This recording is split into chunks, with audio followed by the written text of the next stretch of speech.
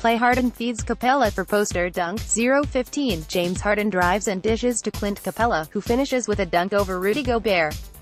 0:15, 6:15 p.m. ETHOUSTON It was only about 36 hours ago that Donovan Mitchell sat with three Utah Jazz teammates at the podium following a grueling series win over the Oklahoma City Thunder, and was asked about preparing for what was next. Joe Ingles said they would enjoy their win tonight, but Mitchell jumped in to correct him that it was past midnight, it was already tomorrow. And with a mid-afternoon tip some 1,500 miles away in Houston, against a rested and ready Rockets team, the Jazz found problems right away.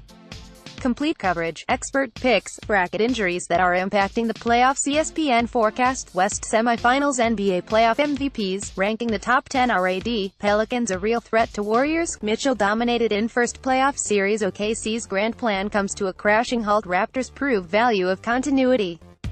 Depth NBA offseason guides for eliminated teams. Is this the best postseason rookie class? Tickets on Vivid Seats. Houston scored 36 points in the first quarter. James Harden and Chris Paul combined to match Utah's 21 on their own, leading to a 110-96 Rockets win that wasn't even that close. Harden finished with 41 points, 8 rebounds and 7 assists in a clinical performance, and the Rockets built a 25-point halftime lead in a devastatingly casual way, hitting 10 of 16 from 3 as they shredded one of the league's top defenses over the first 24 minutes. Maybe there was a fatigue element for Utah, or maybe they were on the road playing a Game 1 against the NBA's best team this season. It was ruthless, almost mean in a way, the way the Rockets handled the Jazz. In the third quarter, Utah was finally building some momentum, getting stops and scoring in the paint to cut the deficit to a relatively manageable 15 heading into the fourth. Then Chris Paul waltzed his way up the court and drilled a three at the buzzer to push it back to 18. Jazz center Rudy Gobert dominated the series defensively against the Thunder with his deep paint protection, frustrating Russell Westbrook by keeping him indecisive of whether to attack all the way to the rim, or stop from the elbows to pull up for a jumper. But for Harden, at least in Game 1, it was a completely different story. Having the floor spread with elite shooters helps, but Harden has a weapon that Westbrook couldn't deploy: the floater. Harden didn't even take one in the game, but the threat alone, and with Clint Capela lurking on the baseline, Gobert was often left flat-footed and conflicted, worrying about an alley-oop or Harden charging at him. Combine that with Harden's signature step-back three, and Gobert wasn't able to stunt and drop the same way he did against Westbrook.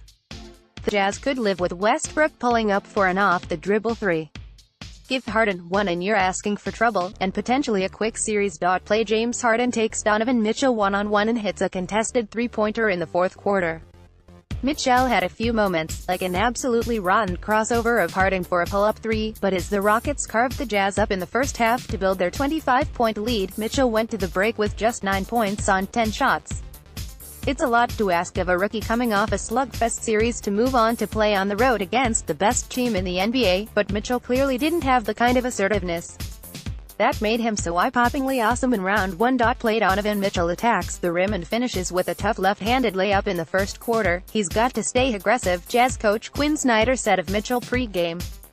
I've tried for him to define aggressiveness as passing aggressively, driving, shooting and really not getting hung up on, am I playing the one or the two, just be who you are. The Jazz have to regroup, and there are plenty of adjustments to be made.